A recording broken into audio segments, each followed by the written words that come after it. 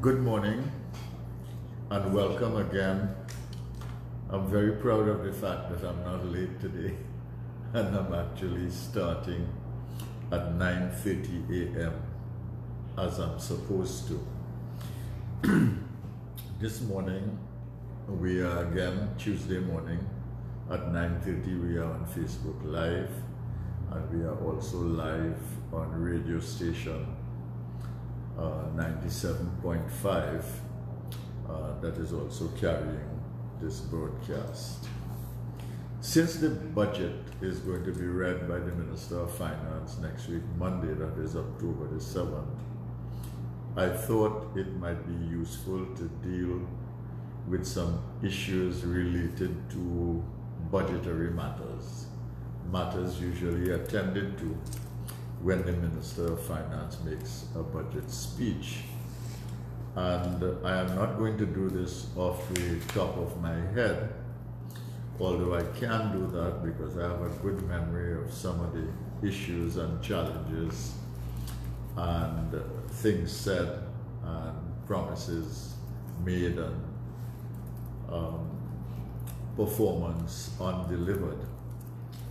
But because the Central Bank of Trinidad and Tobago came out with its economic bulletin last week, Friday, I think that was the 26th of September, and it covers the period up to July, the end of July 2019, I thought I would look at what the Central Bank has said in this report and share that with you so at least you'd be more informed.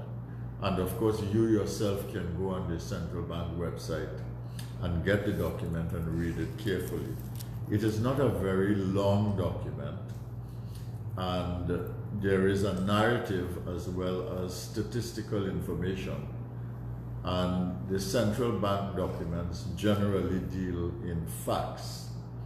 The commentary might not always dovetail with the numbers that you see or the facts that you interpret from the numbers, because there is always, the element of opinion or speculation or projection of what might or might not happen. But generally, the central bank strives for data accuracy and strives for an objective opinion on the state of the finances and the economy. And this economic bulletin done in July 2019 is very important for us to appreciate and read and understand. My name is Tewarie.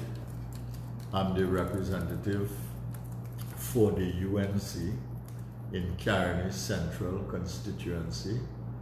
I am a member of the opposition bench in the Parliament of Trinidad and Tobago, and I am taking this opportunity this morning to engage you on economic and financial matters that might be relevant to the upcoming budget presentation by the Minister of Finance, Colm Inwood, when he presents next week, Monday, October the 7th. Okay? Now, I'm going to have to use my glasses because since I did surgery, I now need glasses in order to read.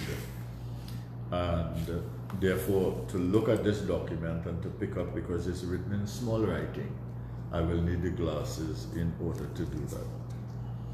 The first thing that the review of the economic and financial developments up to July 2019, the overview and outlook, the first thing that it says is that the global economic activity remains subdued in the first half of 2019. That is to say, you did not have any big growth or expansion of the global economy. And it continues, it was held back by weaker than expected international trade. So international trade, which is the basis on which the global economy expands and grows, of course it's trade, investment and development, but trade is an important factor of that.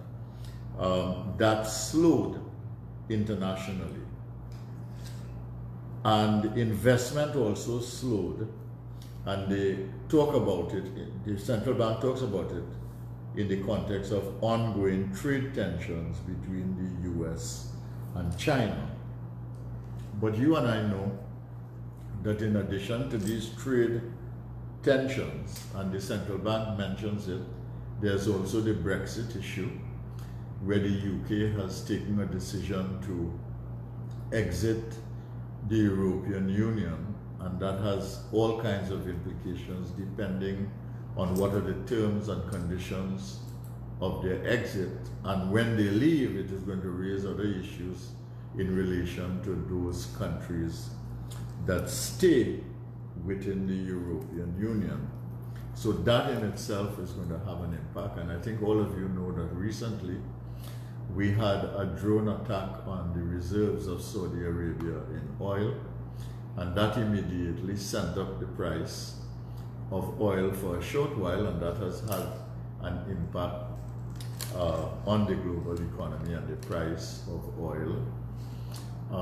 And these things do matter to Trinidad and Tobago. What happens in the world also relates to what can possibly happen to us.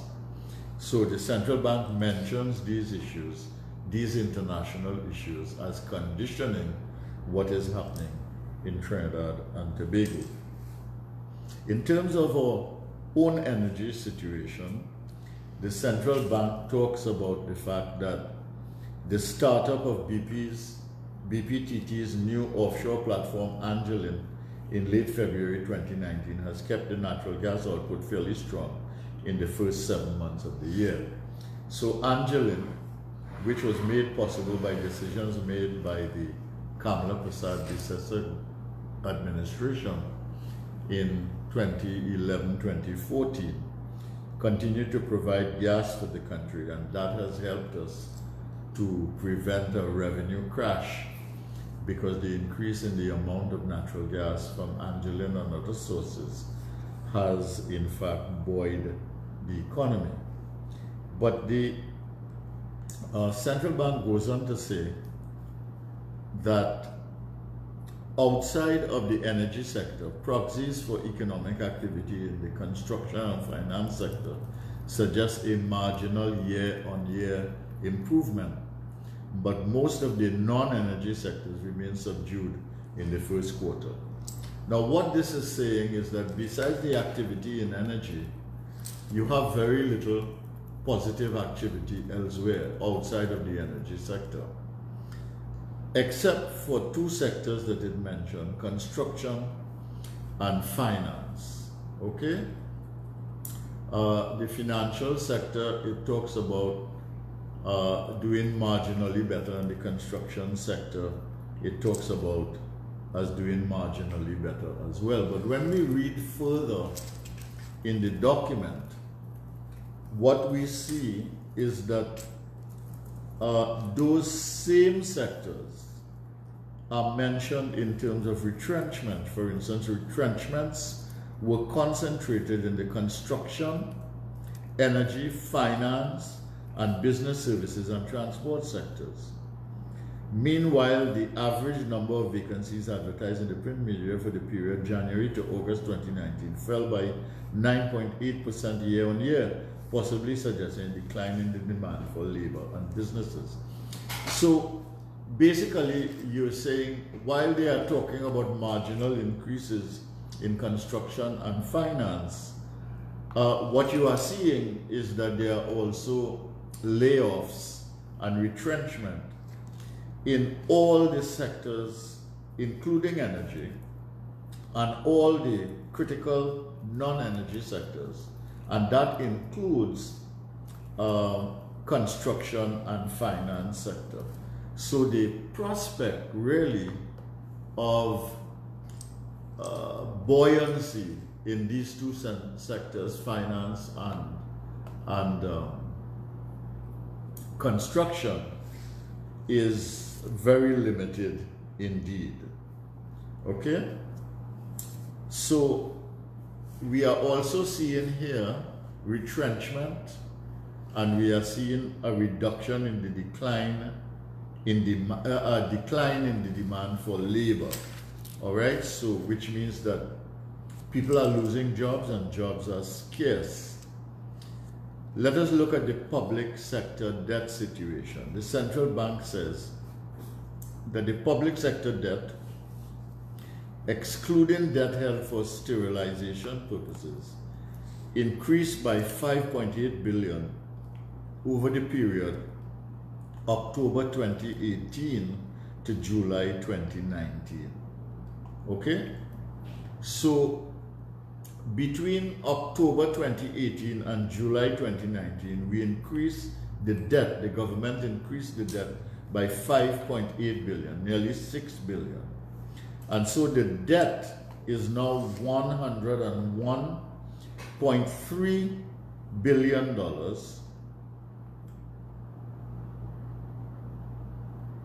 primarily reflective of higher central government borrowings for budget finances and expenses related to the closure of Petrotrin. Okay? Later on, we will see that there is an explanation of this, which tells us as well that the debt to GDP ratio has also gone up from about 61% to about 63%. Let me see if I can find it here, because I want to read it to you. I don't want to tell you things out of my head. I want to read it to you from the central bank report so that you will know that what I'm saying to you is authentic and real. So let me see if I can find it. I'm looking for it here. The point I'm making here is that the debt has gone up by nearly $6 billion. Okay? And that the debt to GDP ratio has also gone up by just over 2%. So I'm trying to find that in narrative here. And here it is. It's on page 21. I was reading for you previously from page 1 and 2 of the report. And this is what it says. Gross public sector debt reached $119.8 billion at the end of July 2019, an increase of 0.6% from September 2018. Net of sterilized securities, public sector debt increased to $101.3 billion. That's the number that I mentioned to you before.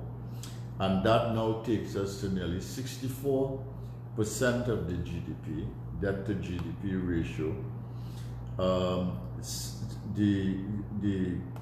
The 63.7% in fact at the end of July 2019, and this has gone up from 95.5 billion, which had put us at 61% of GDP at the end of September 2018.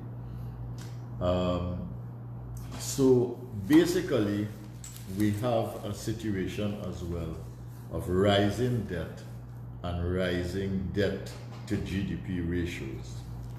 The movement in international reserves, that means the foreign exchange reserves that we had. In 2015, when we left office, the foreign reserves were at about just over $11 billion. And at the end of August 2019, Trinidad and Tobago's gross official reserves was now 7 billion, and 62.4 million, which was $512 million lower than the level recorded at the end of 2018. The level of reserves at the end of August 2019 representing 7.9 months of prospective imports of goods and services. So what it means is that if there was a crisis that we had to deal with here, we would have food and the goods that we need for about 7.9 months, almost 8 months. When we left in 2015, the import cover, I think, covered about 13 months, which would be over a year. So it is important to recognize that some depletion of the foreign exchange is continuing, and the bad side of that is that the central bank report also tells us that the amount of exports has in fact, that's to say non-energy exports is in fact declining, which means from the manufacturing, the services sector, etc. So if you are not earning foreign exchange from exports of goods and services outside of energy, and you are only getting a limited amount from energy, which has been made possible by the decisions that we made in 2011, 2014, and the foreign reserves are dwindling. In the last 10 months, it has gone down by $512 million. Then clearly you have a challenge on your hands, which you've got to address. Okay? Now,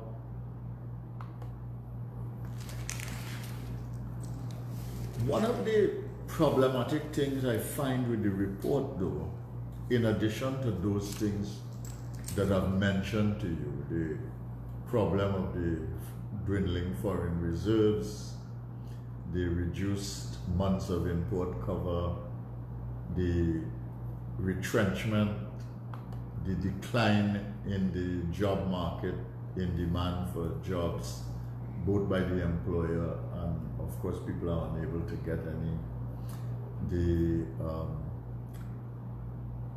inactivity in the non-energy sector, and the questionable possible growth in construction and finance.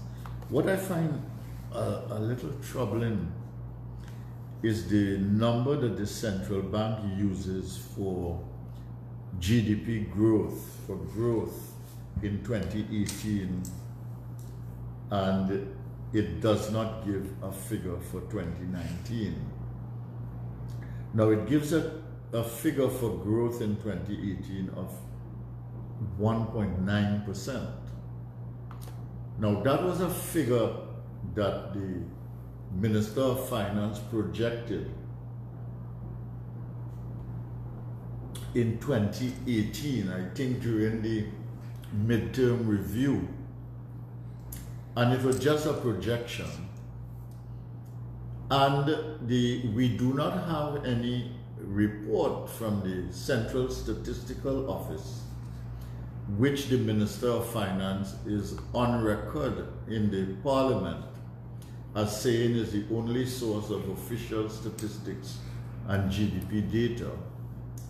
So for the central bank to report that the growth for 2018 was 1.9, it means that the CSO would have had to confirm now that the growth figure for 2018 was in fact 1.9. So what this means is that the projection of the Minister of Finance on the basis of information that he could have had only on the first quarter of 2018 has in fact been confirmed as true by the official statistical gathering agency, the Central Statistical Office, and passed on to the central bank for them to be able to confirm in this July 2019 report that the actual growth in 2018 was 1.9%. Now you would remember that the Minister of Finance, when the IMF issued their Article 4 report had problems because they had revised their growth figures both for 2018 and for 2019 projections downwards. And he also had problems with the central bank, with the World Bank, because they had also done the same. And he tried to persuade them to revise their figures. I think the World Bank actually revised their figures, and the IMF issued some kind of public relations statement. I don't think they officially revised their figures.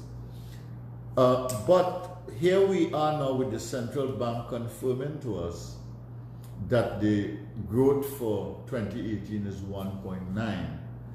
Now, given all the things that we know about the state of unemployment, the closures of business, the mortgage failures for individual owners of homes, the closure of Petrotrim in 2018, and the central bank mentions the effect of that in this country, given the loss of business confidence in the country, given the lack of investment, given the lack of buoyancy in the non-energy sector, I really don't see how it is possible to have 1.9% growth.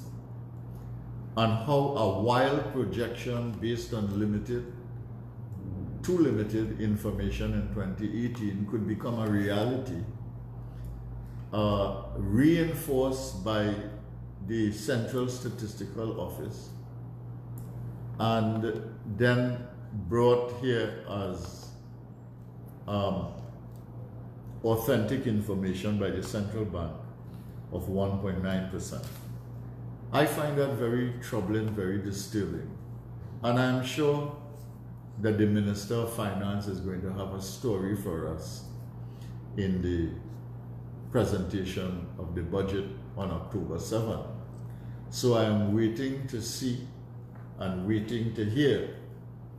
And I am anxiously waiting to see what is going to be recorded in the review of the economy, which are generally the official statistics that we will have until September 2018. Okay? So that will be done now in October 2019, but it should have the consolidated statistics for 2018 and projections for 2019. I noticed the central bank doesn't have any projection here for growth figures for 2019. I suspect because the CSO doesn't have any. Because if the CSO had a figure, they would use it, the central bank, I mean.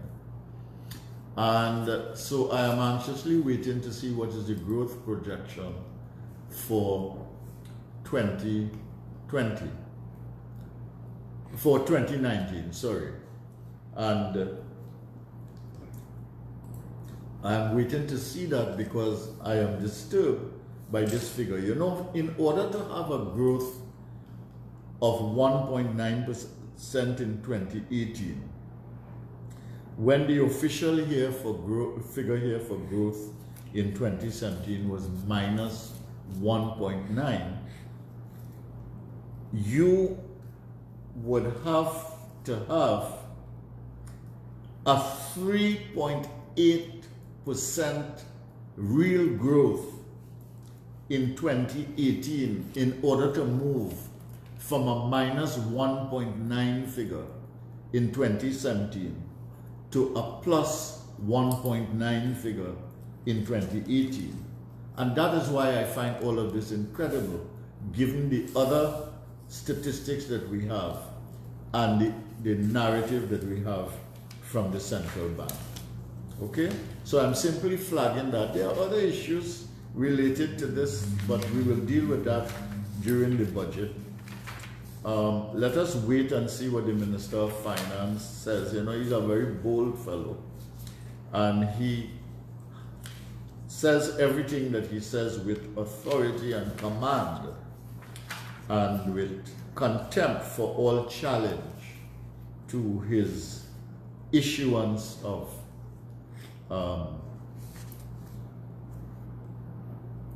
information and narratives and perspectives and so on. So we will see. So I am waiting to see what will happen on the October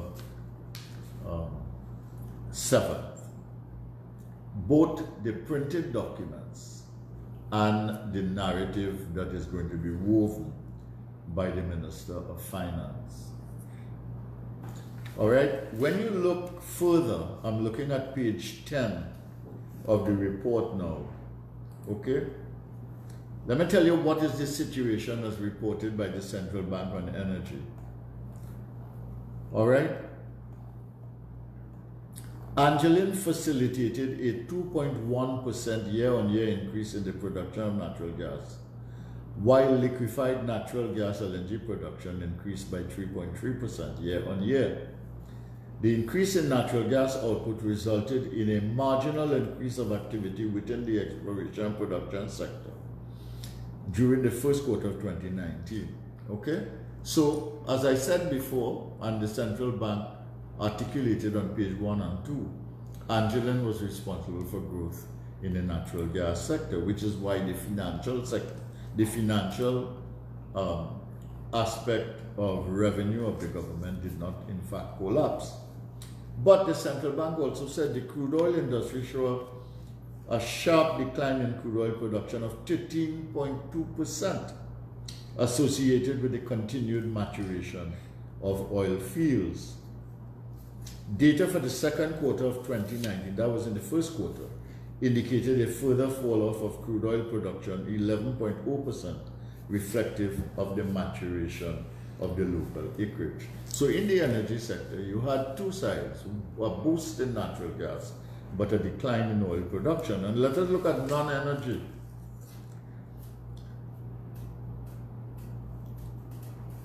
It says capacity utilization in the manufacturing sector fell off marginally in the first quarter of 2019, as utilization in the chemicals and non-metallic mineral sector, 17.5%. So that also fell.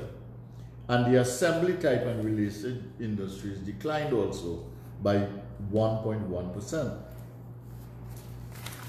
Then it goes on to say lower sales were recorded in supermarkets and groceries. That is to say, it fell by 9.9%. And textiles and wearing apparel, 2.2%. You see, consumer confidence is down. People are afraid they're losing their jobs, so they're not going to buy a set of food and a set of clothes. They are just buying what is minimally acceptable. And in water production was lower as the country faced a harsh dry season with below average rainfall. And while the decline in electricity generation was related to the closure of the Petrotrin refinery, which was a major user of electricity. So water and electricity also fell down. And you begin to see then the effect of Petrotrin in almost every sector. And yet you have a jump in growth of 3.8% to move from minus 1.9 in 2017 to plus 1.9 in 2018. I'm telling you, my dear citizens, brothers and sisters, this is not right. And I don't think that the arithmetic, the mathematics, the calculus, whatever you use to calculate these numbers are going to give you the numbers that we are seeing here in the central bank. And I'm not blaming the central bank, because the central bank does not produce the growth numbers. The growth numbers are produced by the CSO. And I want to see the documents on October the 7th to see what those numbers say, because it's going to be very important to determine the veracity, the accuracy, the authenticity of any and everything that the Minister of Finance says on October 7th. Now, I will stop here at this point.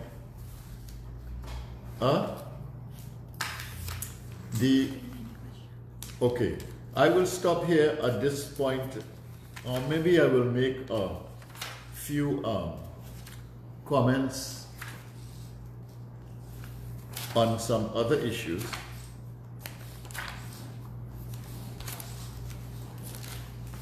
Most of the central bank document is actually numbers, all right?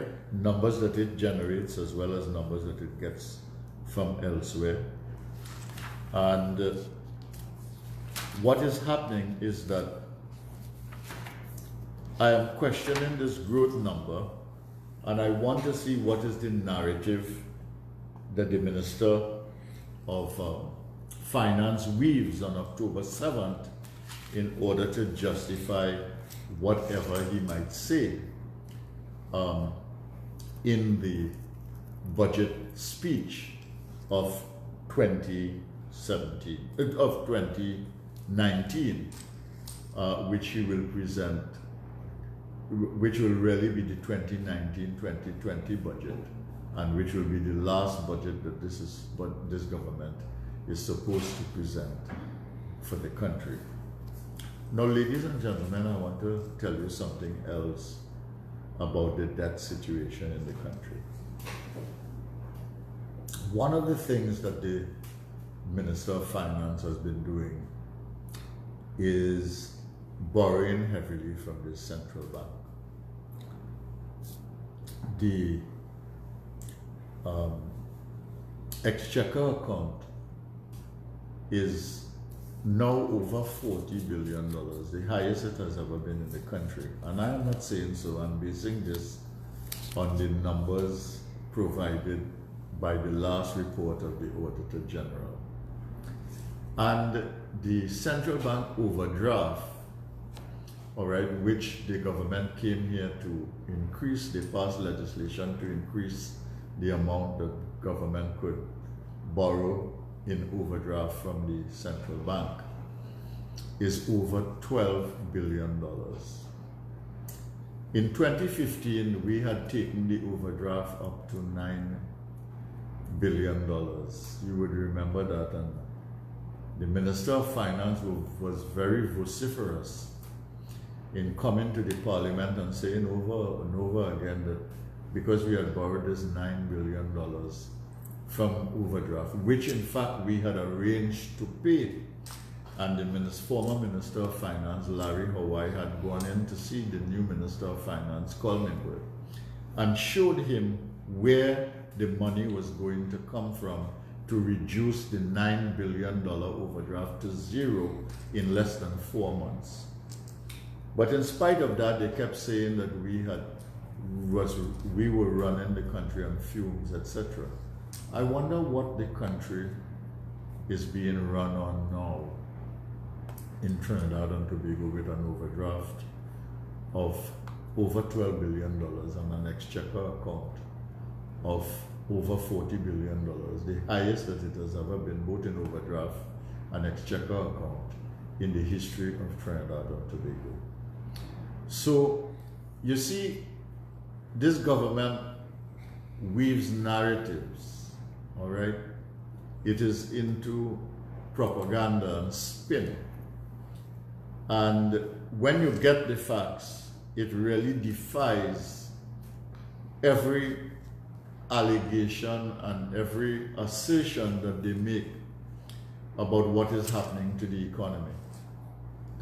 And therefore, we need to appreciate and understand that and very carefully listen to what they have to say and what they are doing.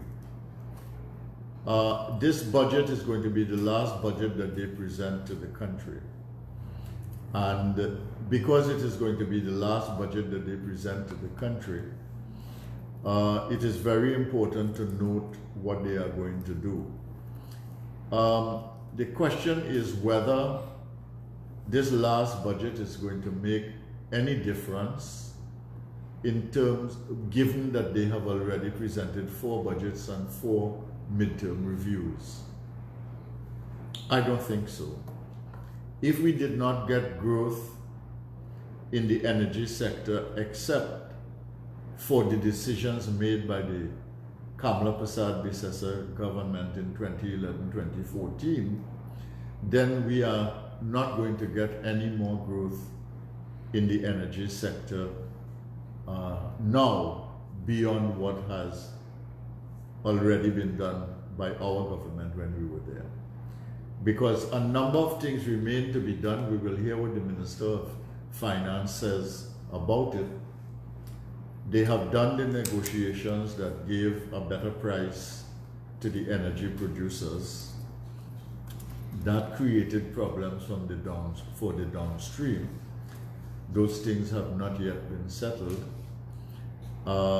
It challenged the continuing role of NGC in its current form, and those matters are not resolved. And then we had this setback with the dry wells from BP in the energy sector, which made Train 1 of Atlantic LNG very uncertain. And despite negotiations for pricing having to do with the 4 trains at Atlantic LNG, if you do not have gas in Train 1, it is not going to make that much difference. So the revenue anticipated is not going to come. The second thing is that the fiscal negotiations. So within the energy sector, we have problems with Atlantic LNG, Train 1, we have problems with the downstream sector, we have problems with NGC, we have a problem with the price now that we are paying the producers given what is happening to the gas sector globally. And we have not also settled the fiscal negotiations that would lead to new drilling. I don't know if citizens are aware, but there's no drilling now going on in Trinidad and Tobago. There are no drills in the water in Trinidad and Tobago. The last one I think was pulled out by BP, and they indicated that they are reviewing their situation and perhaps would not be engaged in any new drilling for about 6 months. So that has implications for what's happening in the energy sector and what's happening in the non-energy sector. Based on the central bank report, I don't think we can think that anything is happening. So that means that we have very little investment, we have very little diversification taking place, we have very little export growth, which means no new foreign exchange earnings, and therefore we are having real problems with the economy in Trinidad and Tobago. We have loss of jobs, we have other issues that are related to us, that are related to negative impact on the economy. So it is in that context that we want to listen to the Minister of Finance to come and talk to us about what is the state of the economy, the real state of the economy, not the narrative, not the story, not the Nancy story he wants to weave, but the reality of life in Trinidad and Tobago that everybody is feeling. And then we want to tell him, we want him to tell us what is he going to do that would make a difference going forward. So those are some of the things that we are thinking about as we await the budget on October 7th.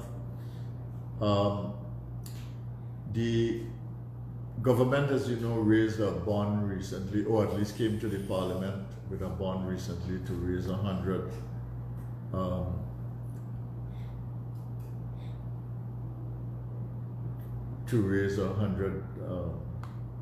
$1 billion for housing. We supported the bond, but we criticized the approach to housing policy by this government and whether or not this was the best way to do it, and whether in fact anybody who invests in that is going to get a house at all, because you are paying your money for the bond, but you're getting your interest, but you know, unless the houses are built, you are not going to get it. And then this bond is going to the HEC. So that's another borrowing. I don't know if the central bank would have picked up this borrowing because they picked up the borrowings from the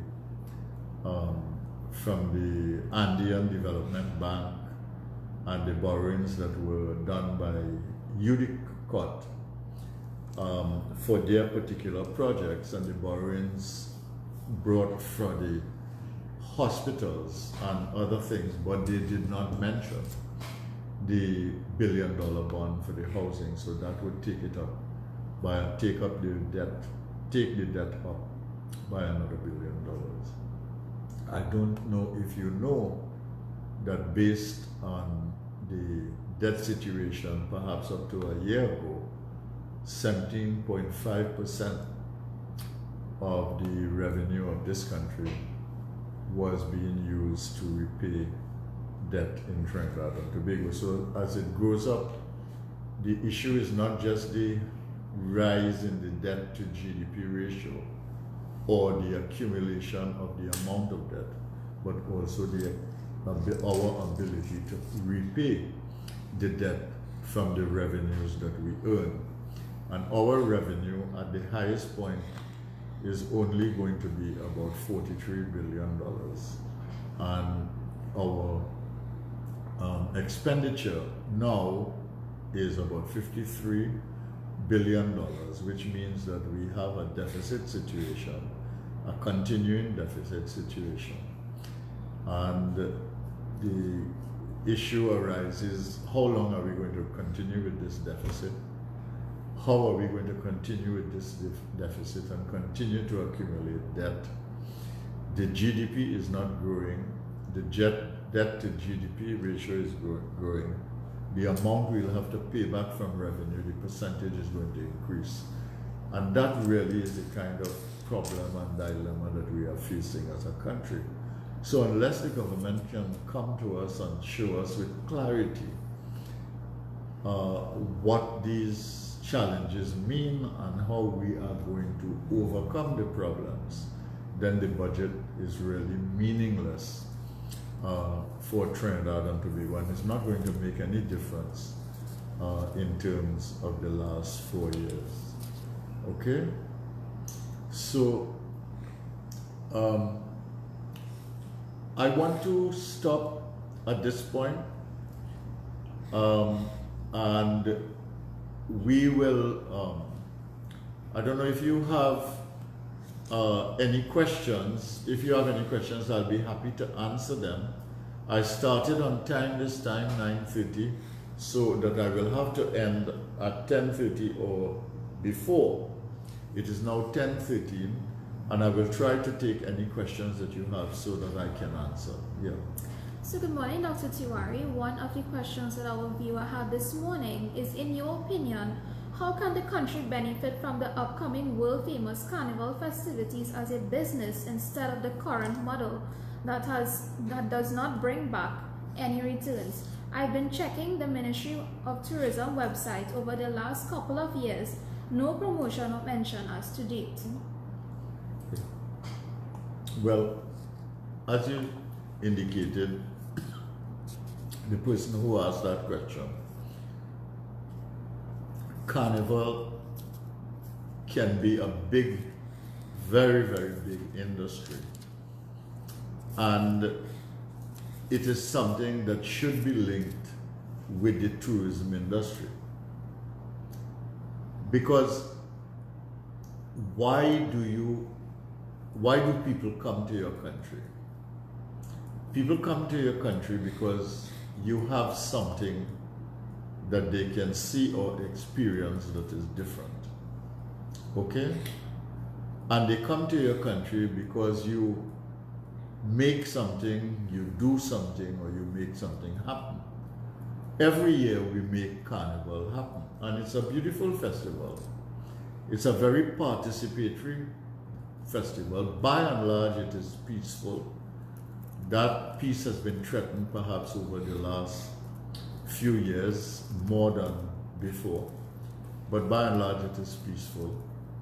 And if you plan Carnival properly and you plan the tourism strategy properly and you market the things around Carnival properly and you have good tour packages for tourists, you can make a lot of money, because you can make the money from the hotels, you can make the money from tourist spends on the various things, from food to entertainment to clothing that you might align with that, from people playing mass, all right?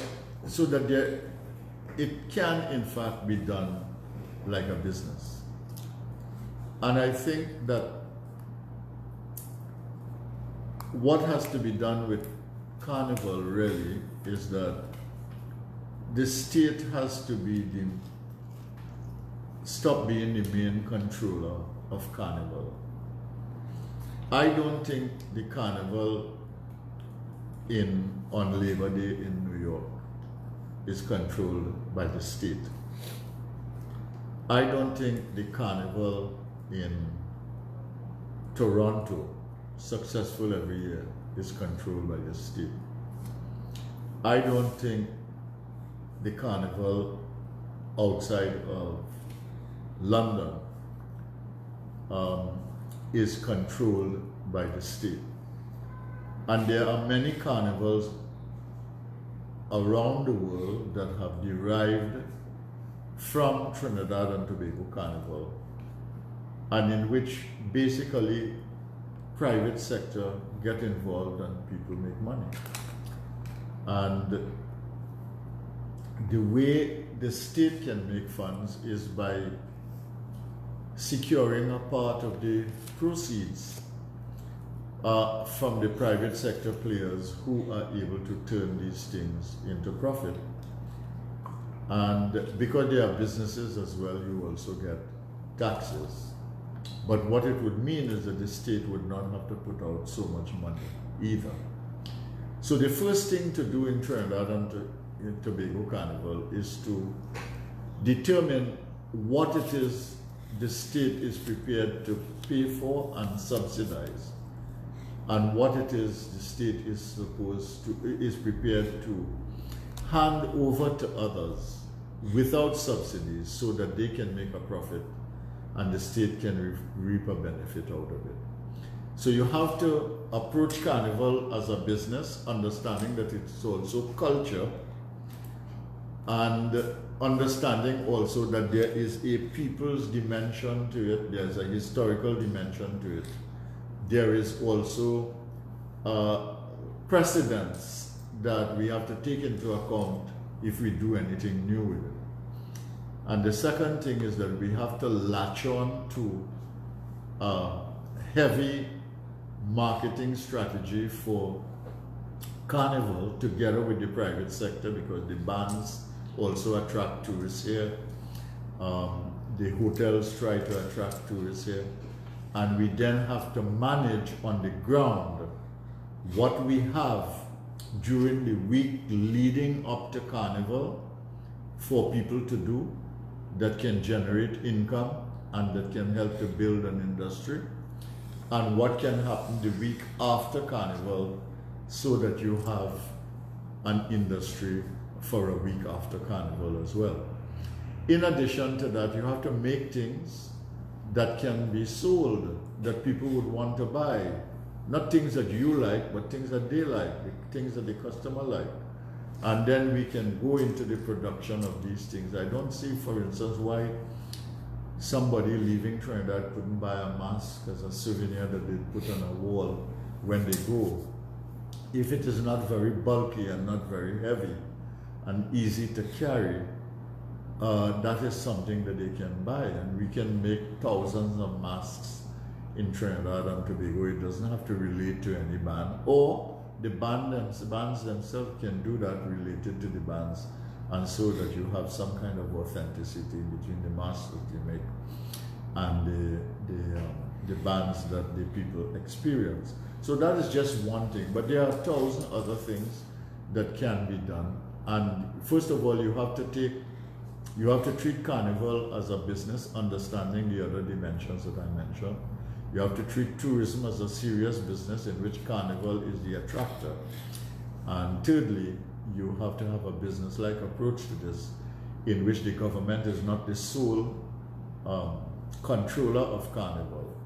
And government controls the things that it considers important for national development and national peace. And the other things are given out to the private sector so that they can make money out of it. Dr. Tewarie, do you anticipate that the 2020 budget will bring some sort of economic relief for citizens, granted that it is branded as a sweetheart budget?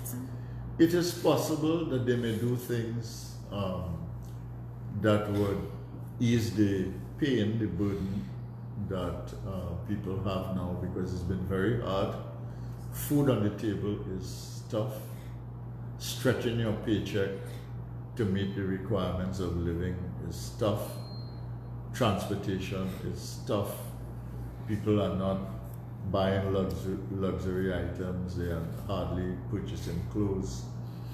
So things are generally tough. So I think if the government was sensible about it, what they would try to do is to address a little more money in the pockets of citizens so that they would have stretch capacity with the money that they earn.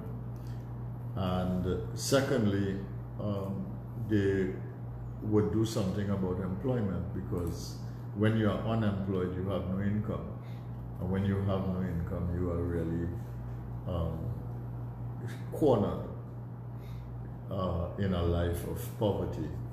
So I don't know what they will do. I hope that the citizens will get relief because it has been plenty pressure for citizens over the last 4 years. On the other hand, temporary measures are not going to be sustainable even if you bring temporary relief. And while I hope for the temporary relief for citizens because they are catching hell, I want to say that the real solution to the problem is really to get a government that knows what it is doing and that can bring recovery, jobs and growth back to Trinidad and Tobago. Dr. Tewarie, the current PNM government has made an obvious mess of the Trinidad and Tobago economy. How difficult do you think it will be to rehabilitate the economy to a point of sustainable economic growth? And do you think it is possible for the UNC government to do this in the next 5 years? It will be tough. I don't want to joke about that. That is a serious matter. Remember, we've had economic decline in 2016. We've had economic decline in 2017. The government talks about growth in 2018, but that is not true. Except for energy, there is no growth anywhere. And I do not anticipate any serious growth or expansion of the economy in 2019. So by the time we get the economy in 2020, we will have high debt and a high debt to GDP ratio. We will have continuing fiscal deficits into 2020. We will have a reduced foreign reserves account in the central bank with perhaps 5 months of import cover. And we are going to have a challenging situation in which the revenue has not improved. And the expenditure, although it has been cut, has not been cut as substantially as it needs to be. And also, the pattern of expenditure has not really changed. So in that situation, you have to have an immediate jobs and recovery plan. And what I'm saying to you is that before anything else is attempted, I think we have a problem of drought, we have a problem of flooding, we have a problem of the need to dredge the rivers to solve the irrigation problem for farmers. And I think that if we got a national project and embarked on a national project to solve that problem of drought and flooding and to manage the capture of water, so that we don't end up with the kind of dry situation that we have now, where Desalcott is closed and nobody has any water in their pipes and it has to be rationed. I think all of those problems can be solved by a massive program of job creation to deal with the dredging of the rivers, the building of retention ponds, the fixing of rural roads for agricultural production, irrigation for the farmers, and dealing with environmental issues having to do with the planting of trees, having to do with quarrying on the hills, having to do with the building of apartments and homes on the hillsides. All of those things as a comprehensive plan we could do as a means of getting people back to work, giving them income, and solving a long-term problem in Trinidad and Tobago. And then once we did that, we could then have the issue of maintenance addressed. Meanwhile, you would be doing the other things that you need to do, which is managing the fiscal and monetary and appropriations and priorities alignment. And you would also be able to begin the projects that we have identified, about 12 of them throughout the country, that would begin to escalate the diversification and job creation process. So yes, it can be done. It probably will not be, we could certainly have job creation, recovery and growth return to the country in a significant way over 3 years. But the work would have to continue beyond 5 years, because sustainability is something that you have to build by ensuring that you have widespread participation and commitment over the long term.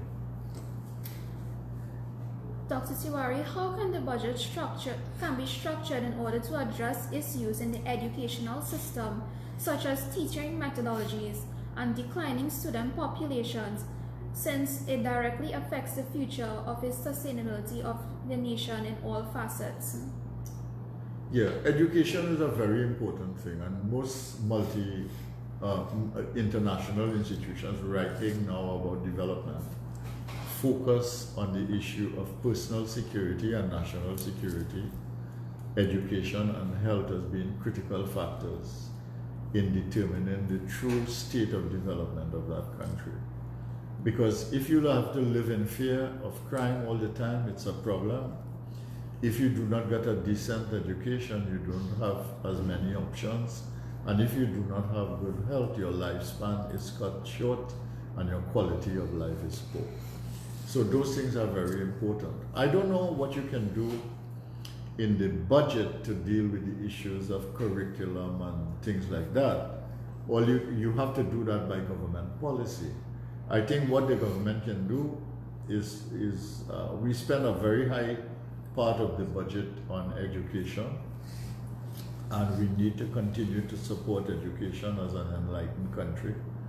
I think we need to dovetail a diversification strategy together with a curriculum transformation strategy, and let the institutions address the issue of curriculum transformation and strategy. But that needs to be dovetailed. The government has to have some kind of policy and plan that addresses the issue of where the manpower needs are going to be in the future, and that means it has to be linked with a diversification and investment strategy. So there's a complexity of issues that need to be rationalized together so that you can have the best value for money in terms of education, strategy, and spending. Dr. Tewarie, this will be the last question for today's segment. Do you think that a substantial amount of the budget should be focused on crime reduction mechanisms and technologies? I'll tell you what I think. I think national security has a very strong budget.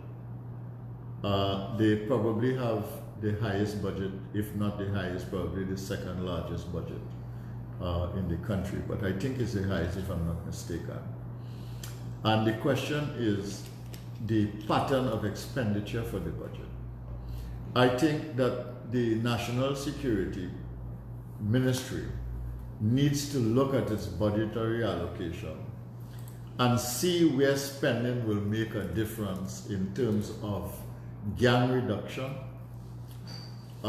gang membership reduction, gang leadership incarceration, gang membership charges and being brought to justice in the court, the peace in gang-ridden communities, not just community policing, but police in communities, reduction in crimes community by community, constituency by constituency, region by region. So the issue is not a big budget. It's the issue is using the big budget you have now to focus and target those things that will lead to crime reduction and murder reduction. And I think that that is what I would advise the Ministry of National Security and the government to do. All right, I want to thank you very much for listening to me today. My name is Tewarie. I'm a member of Parliament for Canada Central. I'm a member of the opposition UNC in the House of Representatives in Parliament.